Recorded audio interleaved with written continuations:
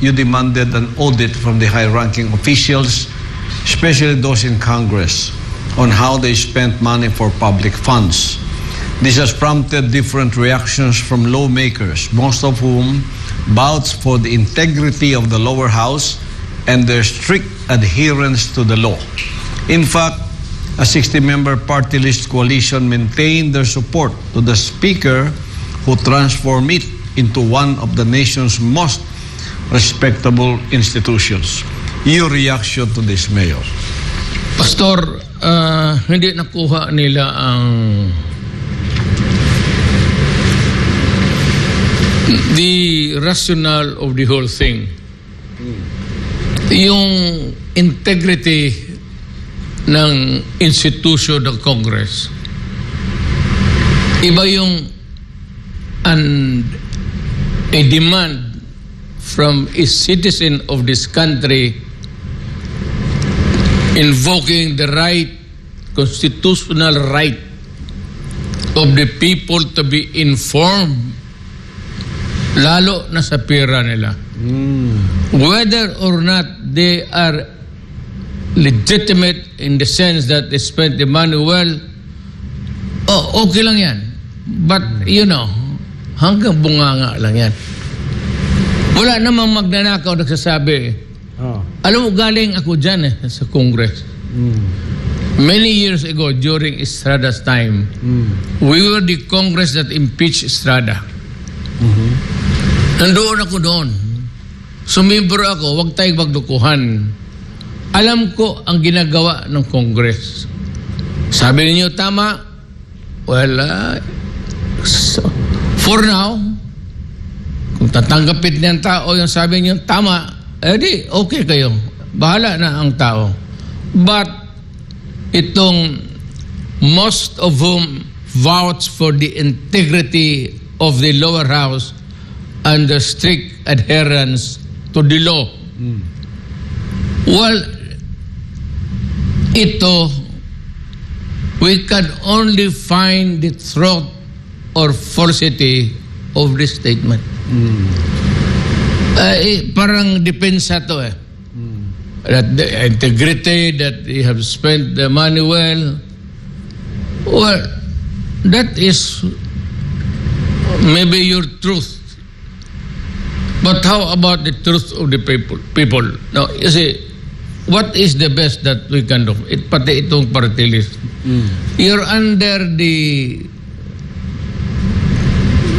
protection and let me find the word. And your sustenance, subsistence, nandyan sa speaker. At yung extra money ninyo na binigay beyond your salary. Makikita yan And you would find it a horror. Maybe when they finally opened the records, that their salary is just a pittance to what allowances they are receiving. They are receiving more than what the law allows. Salary plus allowances. And ito ang sabihin ko sa iyo. May kababayang Pilipino. Yung audit na yan, yung GAO, General Auditing Office, ino-audit lahat yan. Mga presidente, mga opisina sa presidente down, cabinet, lahat yan hanggang baba, doon sa mga pantalana. Audit lahat yan. Ang judiciary, ino-audit yan ng husto. Pero sabihin ko sa iyo, magtanong ka ng mga congressman na wala na dyan, o magtanong kayo ng mga kaibigan nandyan at sabihin nila ang totoo. Ang mga auditor ng COA takot mag-audit dyan sa Congress.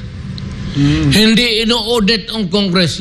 You have never heard of a red flag hoisted in the premises or in the territory of Congress. Not once, not twice, not at all. Paghanap kayo ng isang red flag, and despite or in spite of the strict accounting rules, Congress cannot be penetrated. Kasi ang buhay ng auditing office, yung sweldo nila, yung funds nila sa General Auditing Office is controlled by Congress. The President is controlled by Congress. Everybody there must bow to the majesty of Congress because they hold the money of the people. How much to be spent, ilang ibigay dito, ilang ibigay doon, maliit dito, maliit malaki doon. That's your prerogative. It's a constitutional prerogative. So, what is the defense kung magloko sila, magnakaw sila, mag-excessive expenses? The defense is in the Constitution. And it says, the right of the people to be informed must be is majestic.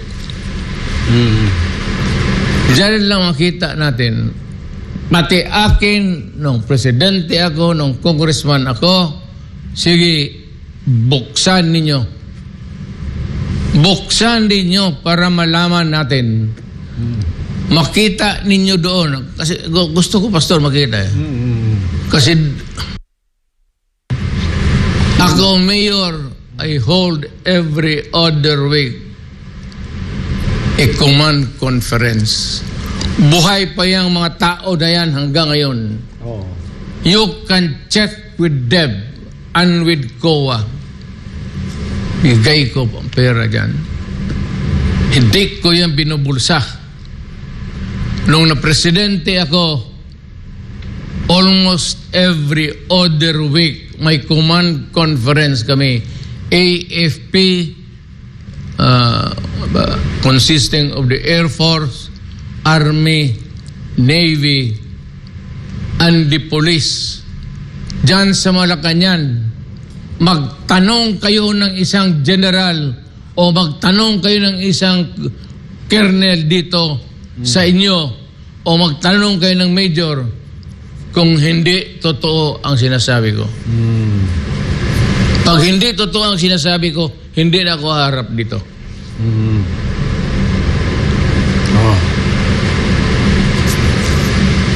At ang command conference ko every other month. I get to meet everybody. Now, let me tell you an event which has been kept secret by almost everybody, including me. One time, may command conference, Pastor. Yes. At may na-involve na isang general ang pera ng sundalo para sa may sugat of 1 million na wala. So I demanded, hindi ko na sabihin ang pangalan, but you can check this out. Diyan sa command conference, sinabi ko, umalis ka at ibigay mo yung pera kay ako ang magbigay doon sa mga sundalo.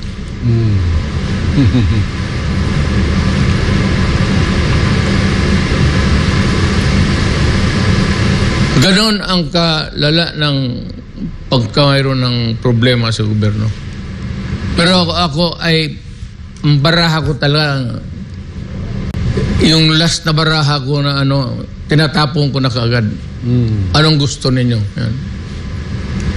In the cabinet, buhay pa naman yan. Wala pang namatay sa cabinet eh. Naggalit ako dyan. Dyan si Medialdia, nandyan yan. Siya ang executive secretary. Nandyan si Dominguez. Nandyan lahat. Nandyan yung military. Esperon, si Lorenzana. yung classmate mo na bright. Lorenzana, Mayor. Lorenzana. He was my DND chief. Yan, tanungin ninyo, buhay pa naman yan. Kasi nandoon yan sila sa cabinet rin eh. Hindi retired naman yan sila. Kaharap ko yan mga dito sa mga civilian, mga transportation ganoon, puro civilian. Yung nilagay ko ng mga army doon, DNR, si Mato, si Anyo, lahat. At nagalit ako sa Senate. Hindi lang military. Sa lahat na. Sabi ko, if we cannot act together in unison, and if we cannot understand each other's value, kung iba ang values mo sa values ko, if I think that yours is more, not really corrupt, but mahina, then this government cannot function well and only end in disaster. I stood up.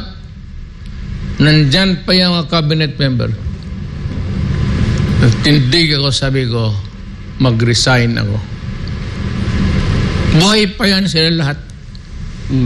Buhay yan sila lahat. 2 beses ako nag-offer sa command conference sa cabinet. Mag-iibang panahon. Yes, Mayor. Mag-iibang problema.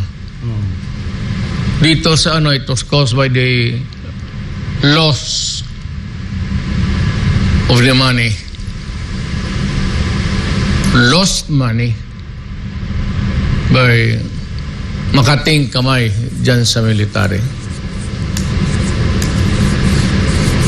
Nagkalit talaga ako sa command conference at sabi ko, I will not be president for this country with you guys supporting me and making me a very stupid leader standing there. At sa likod ko, niyayari ninyo ang pera ng tao. Ito naman kay sinabi ko lang, you open up buksan mo lang. Open the books of your finances. Yes. That was my demand. Ang sagot nila, this has prompted different reactions from lawmakers, from Congress, most of whom vouch for the integrity of the lower house and the strict adherence to the law. Really? Okay. If you are telling the truth, then let us open the book of accounts. Wala mga problema. Strict adherence man kaya. Di pakita mo. Ito, Mayor, strict adherence. Nagkamali ka dito. Then I will apologize. But, batin mo. Huwag mo akong lukuhin. Galing ako dyan. Gusto ko buksan ang libro ni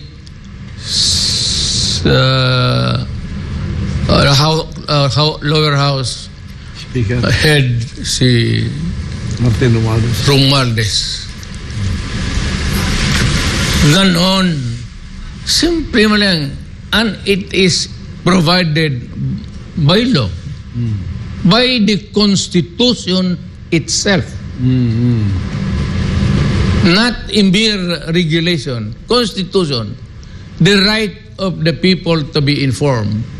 Even the Senate even the Supreme Court must bow to that injunction made by the Constitution. Wow. Pati ako, pati si Inday, now, open up the confidential funds namin ni Inday. Ako, maraki ang gasto ko.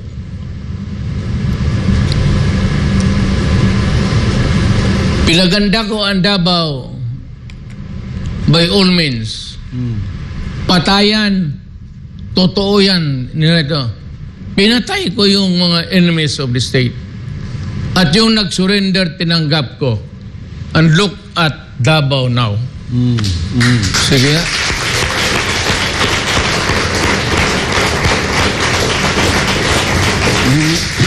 Compare it with your city. Now, yung convention fund Inday, minintay niya, akin yun. Alam niya kung sino ang bayaran, sino ang kailangan bigyan niya nag-surrender. Hindi na dala sa livelihood yung istorya na you have to wait for a program of livelihood in the